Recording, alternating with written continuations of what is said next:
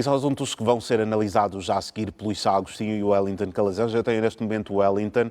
Boa noite, Wellington, e bem-vindo à Hora 10 da noite. Boa noite, Dorivaldo Aleixo, boa noite, Saulo Agostinho, e a você assistindo a Hora 10, é sempre bom estar aqui. É sempre um gosto receber-te também aqui no Hora 10 da noite.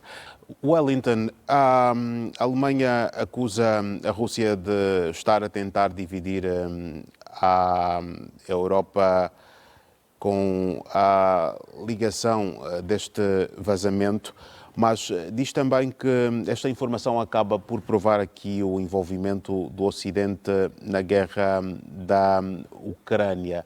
Vamos aqui também querer ouvir o teu comentário à volta deste assunto. Que bom, obrigado pela oportunidade, Dorivaldo. É o seguinte, Dorivaldo, eu vejo esse episódio como algo que necessariamente deve ser comparado com o que aconteceu com Julian Assange, né, que praticou o jornalismo e sofre há mais de 10 anos uma prisão sem crime, com a possibilidade de uma absurda extradição que poderá levá-lo à morte nos Estados Unidos da América. Então, o que acontece é que o absurdo não está no vazamento. O absurdo está dias depois que Vladimir Putin fez um discurso à nação, a Alemanha tem aí um áudio com 2 oficiais seus discutindo um ataque à Crimeia que hoje pertence à Rússia. Então, nós estamos falando de um ataque direto de um país membro da NATO à Rússia. E foi exatamente sobre isso que Vladimir Putin falou no seu discurso recente, que foi tema de grande discussão em todo o mundo sobre uma escalada nuclear.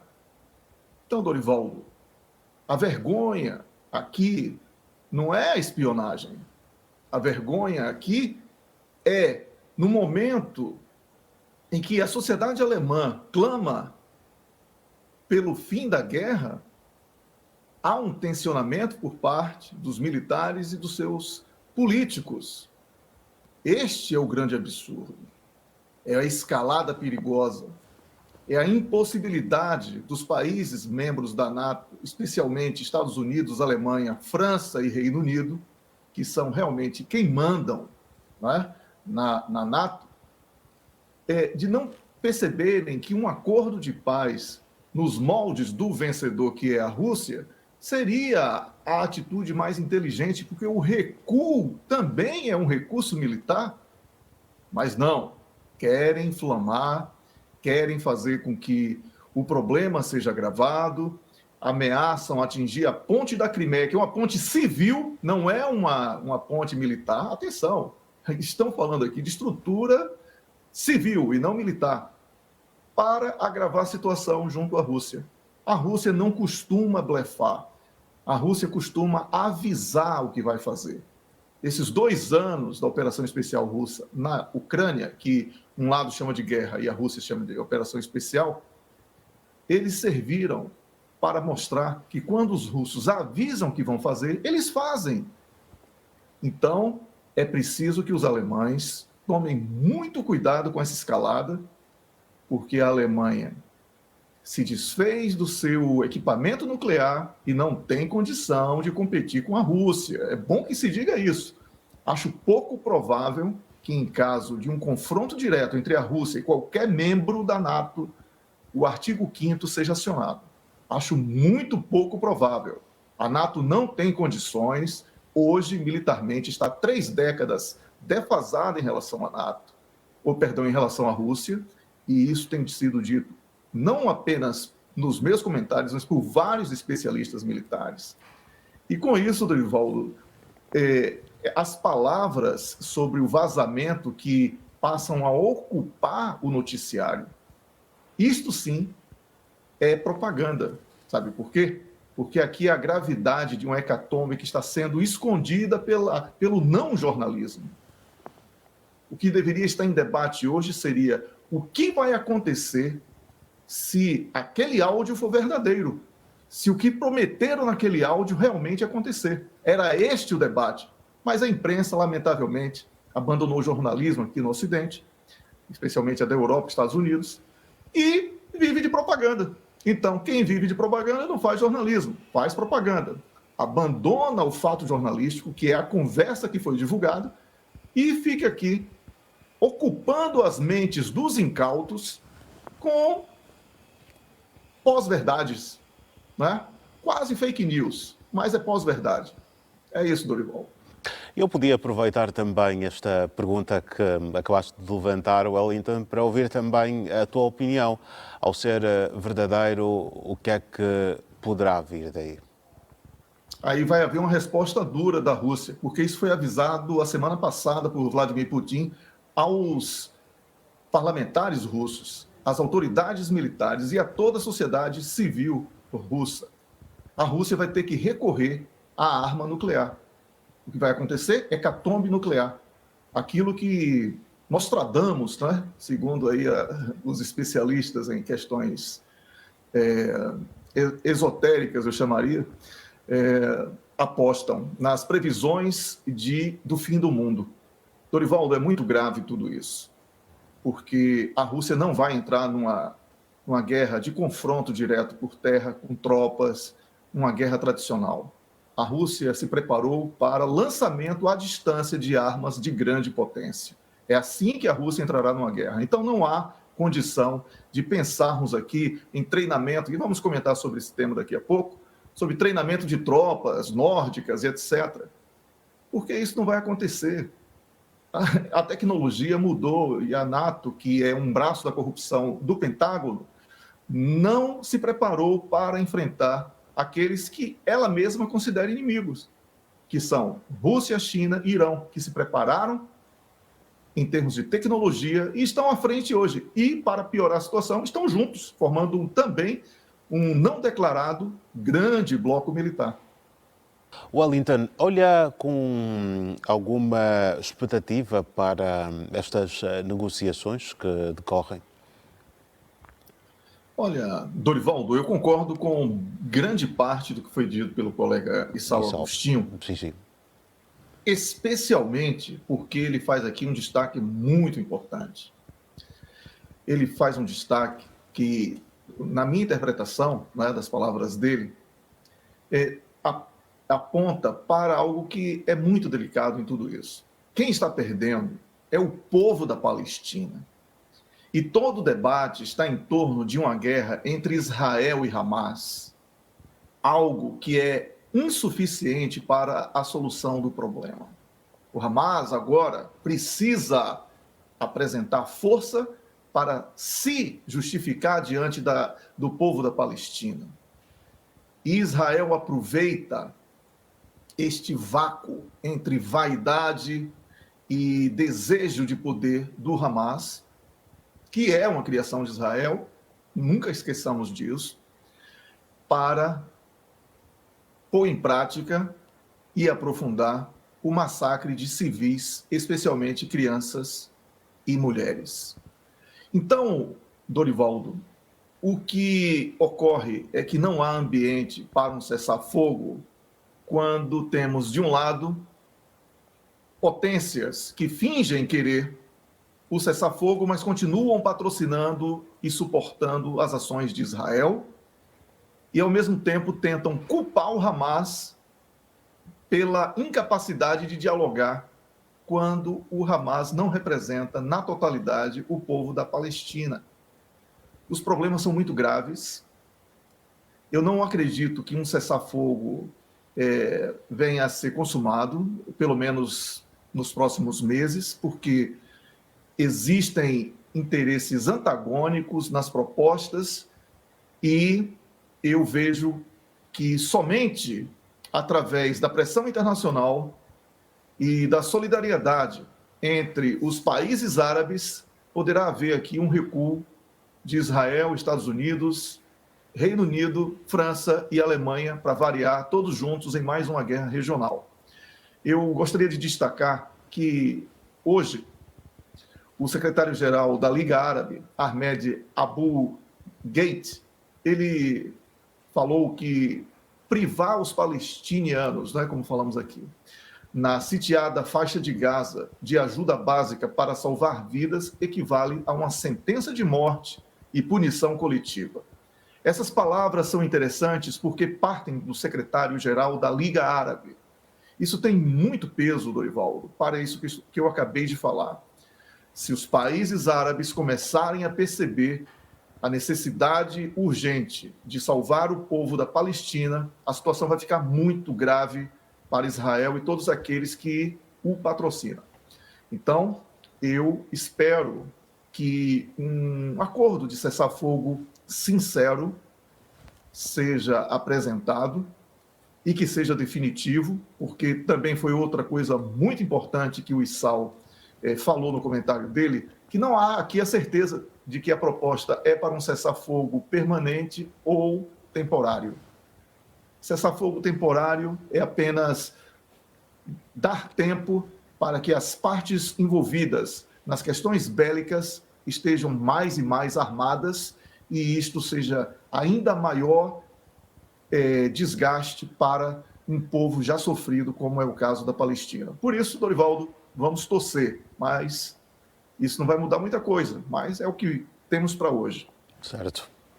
Vamos aqui continuar com o Wellington, na verdade, e vamos olhar para o terceiro assunto desta noite.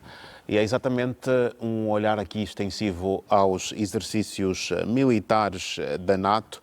São mais de 20 mil soldados envolvidos e o objetivo principal é, portanto, a proteção deste novo território nórdico. Pois é, mas quando é que foi uma ameaça, né, esse território? Quando é que esse território esteve ameaçado de verdade, não é, Dorivaldo? Isso tudo é uma propaganda visual para justificar os gastos que acontecem e que retiram verbas da educação, da saúde, do bem-estar social dos povos nórdicos, esse bem-estar social que sempre foi destaque em todo o mundo, porque quando esses países acabam por sepultar a possibilidade de neutralidade, eles passam a ser parte de uma tensão que antes não viviam. Então, aqui a imprensa chega a ser bizarro mesmo, Dorivaldo. Como eu estou aqui na Suécia, vou mencionar a Suécia apenas. Mas eu leio também Finlândia, Noruega e Dinamarca, mas vou destacar só a Suécia. Não tem um único dia que eles não digam que a Rússia está prestes a atacar.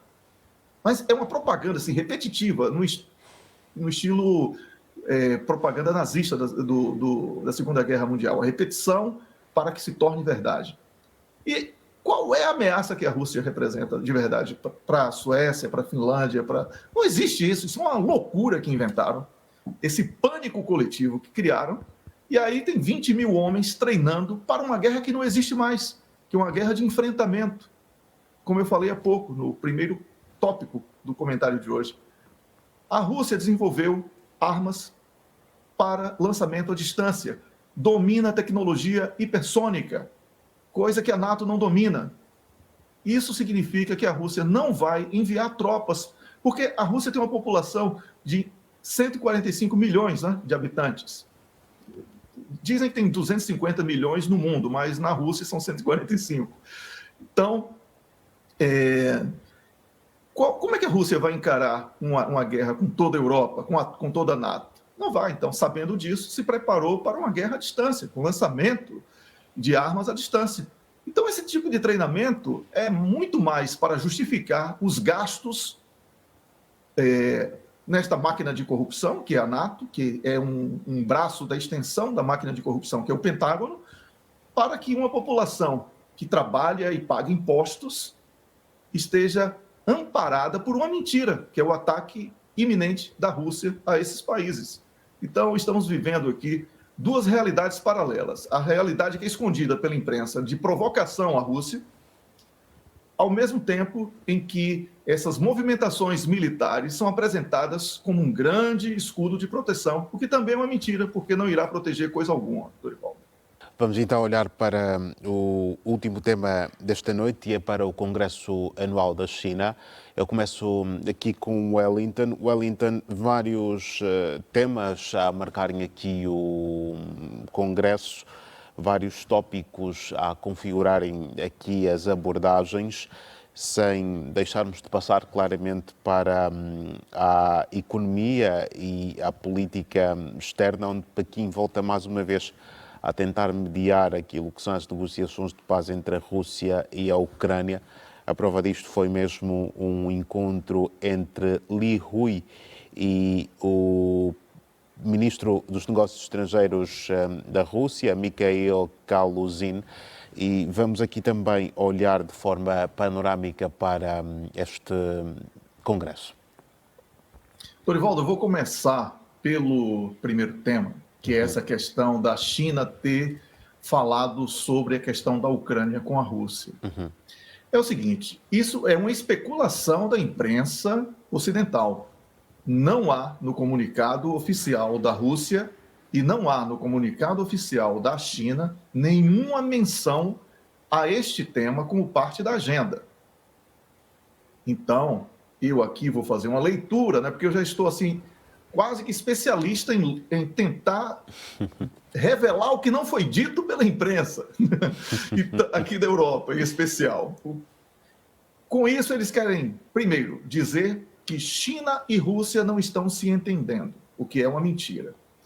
Segundo, tentam dizer que a China não consegue persuadir os russos e que os russos querem a guerra. Terceiro, querem impor uma agenda, já que este tipo de tema foi difundido com antecipação. Ou seja, tentaram induzir que, no comunicado dos dois países, algo fosse citado em torno desta guerra. E por que agora que praticamente já tinha sido abandonada, a Ucrânia volta com tanta força na imprensa ocidental? Porque a situação de Israel foi constrangedora. Aquela mentira de que era o direito de defesa de Israel e de que era uma briga de Israel contra Hamas não funcionou mais. O mundo se voltou contra a imprensa. E essa imprensa precisa agora voltar para a Ucrânia numa tentativa desesperada de sufocar os problemas de Israel e trazer de volta algo que já está reprovado pela comunidade, pelas comunidades dos países membros da NATO que estão diretamente envolvidos com esta guerra. Então, não foi tema entre China e Rússia essa questão da Ucrânia. Por isso, não tenho muito o que acrescentar. Agora, sobre o Congresso, existem dois elementos fundamentais aqui para comentar. A questão da economia que foi abordada no Congresso foi muito mais sobre a economia chinesa, sobre o crescimento do PIB, projeção de crescimento e como a China irá está adaptada aos novos possíveis cenários de um planeta em diversos focos de conflito. Essa foi a grande questão de debate entre intelectuais, membros do partido chinês, membros do governo, empresários chineses. Isso foi. Então, por outro lado, na questão econômica, os especuladores de bolsas de valores esperavam um anúncio sobre aquisição de empresas, fugindo do dólar, o que chamam mundialmente de desdolarização. Então, existe o que foi difundido sobre o Congresso da China de uma frustração ao mercado, e a China não trabalha para o mercado especulativo, e o que não foi difundido, que é sobre a questão do debate do crescimento e manutenção da economia chinesa em permanente aquecimento. Estes temas foram os temas da economia. Obviamente que o governo voltou a mencionar a importância de tirar o máximo possível de chineses da linha de pobreza, voltou a falar sobre a importância do mercado interno chinês ser fortalecido para que a dependência de exportação da China seja cada vez menor, já que estamos falando aqui de uma população gigantesca, que é a chinesa, e com isso, esse Congresso poderá apresentar ainda, nos próximos dias, alguma novidade sobre a política internacional. Mas até aqui não há nada relevante para que possamos trazer para o nosso público esta noite. Wellington, é igualmente um gosto enorme de ter-te sempre aqui no Hora 10. Um grande abraço e até amanhã. Prazer sempre meu, Dorivaldo. Boa noite para você, continuação de bom trabalho, meu colega Sal, até amanhã. E a você assistindo, obrigado pela companhia hoje. Amanhã estaremos aqui juntos mais uma vez. Certo. Um grande abraço.